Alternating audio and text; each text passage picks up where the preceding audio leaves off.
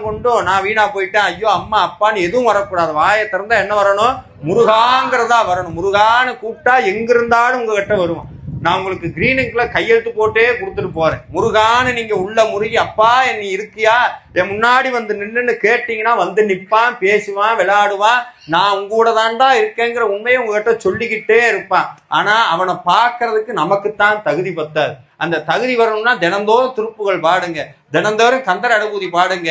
முடிஞ்ச அளவுக்கு எவ்வளவு நன்மை செய்ய முடியுமோ நல்லதை செய்யுங்க. தினமும் உங்களால ஒரு உயிராது பசியாரட்டும், ஒரு உயிராது பசியாட்டாது. நீங்க போறீங்கன்னு நினப்புல போடக்கூடாது. யாரு போட சொன்னா?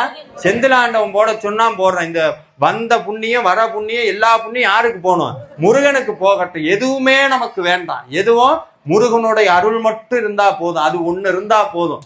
எல்லாம் உங்க பின்னாடி நாய் மாதிரி வாழாட்டிக்கிட்டே வரும். பேரு, பதவி, பணம், புகழ், லொட்டு லொசுக்கு எல்லாம் கந்தனுடைய காலடிக்கு தூசு.